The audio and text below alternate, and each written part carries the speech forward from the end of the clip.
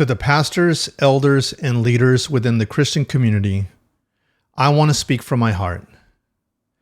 I believe we are living in a time when unity among believers is more important than ever.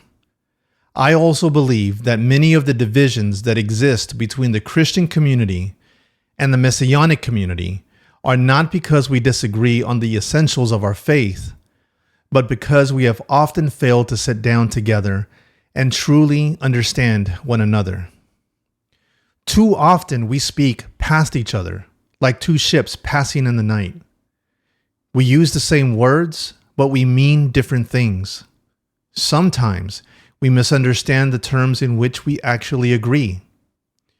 Instead of seeking understanding, we often assume the worst, and bridges that should have been built are never even attempted.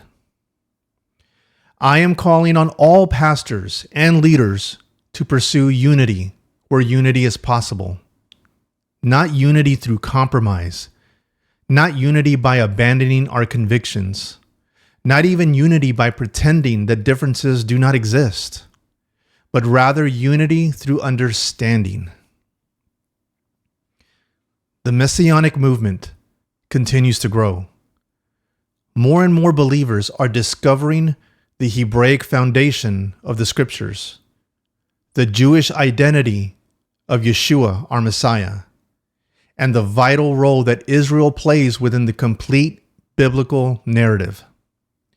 These are subjects that many Christians are beginning to wrestle with and study for themselves. I believe pastors are faced ultimately with two options. The first choice is to sit down with Messianic believers and seek understanding. Ask questions, listen, open the Scriptures together, discuss areas of agreement and disagreement with humility and mutual respect.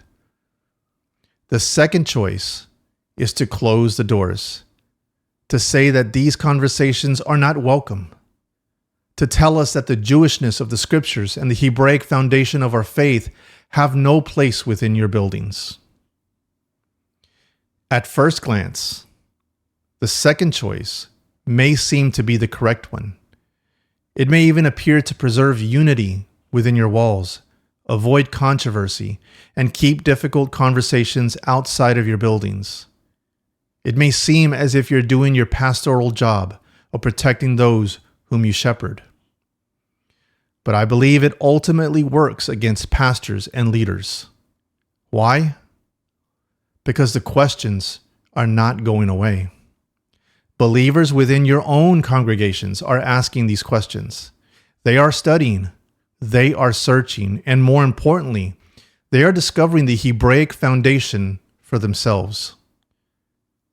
And if those questions cannot be addressed within your own congregations, then many will seek answers elsewhere. Here's my question. Would it not be wiser to speak to them within your own buildings, to walk with them through the Scriptures, to shepherd them with patience and wisdom, to engage these questions rather than leave your flocks to search for truth without the guidance of those whom God has entrusted to shepherd? Closing the doors does not make the conversation disappear. It simply moves the conversation somewhere else. Our desire is not to pull the people away from your congregations. Our desire is not to divide the body of Messiah. Our desire is for the truth of the Scriptures to be taught and for believers to have a fuller understanding of the faith that has been handed down to us, and to be fully equipped for the days that lie ahead. When I look at what is happening around the world in the Middle East, with Israel and Iran and Turkey, Iran, which is ancient Persia, and when I see a growing number of Christians in America turning their back against Israel, the land in which our King Yeshua will reign, I know that now is not the time to isolate ourselves from one another. Now is the time to come together, not to compromise our convictions, not to stand on the fence concerning difficult doctrines, not to abandon what we believe, but to recognize that we have far more in common than many realize. My goal is simple: to help people realize that we worship God, the God of Abraham, Isaac, and Jacob, the God of Israel, to point them to the Messiah of Israel, Yeshua, to proclaim and stand upon the gospel that has been entrusted to us. We believe in the authority of the scriptures.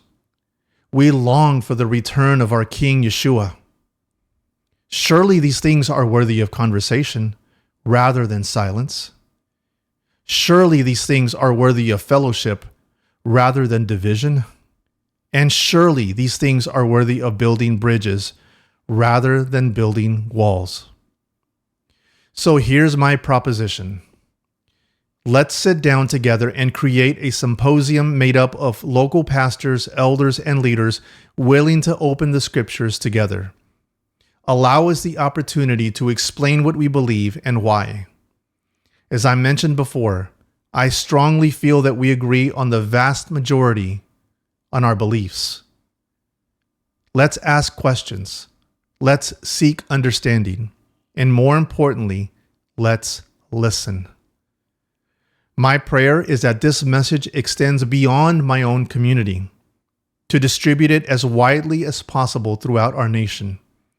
I pray that pastors, elders, and Messianic leaders in communities all across America will consider constructing similar symposiums, roundtable discussions, and gatherings devoted to building bridges rather than building barriers. Imagine what could happen if believers sat down together, not to win arguments, but to understand one another. Imagine communities where difficult questions are welcomed instead of feared. Imagine brothers and sisters working together while maintaining our convictions and our belief in the God of Abraham and our trust in the Messiah, Yeshua, the King of Israel. I believe such efforts could strengthen congregations, deepen relationships, and bear witness to a divided world that unity does not require uniformity. The world doesn't need to see more division among believers. It needs to see brothers and sisters united in proclaiming the good news of the kingdom of God. May we be known not for the walls that we build, but for the bridges we are willing to cross. Shalom.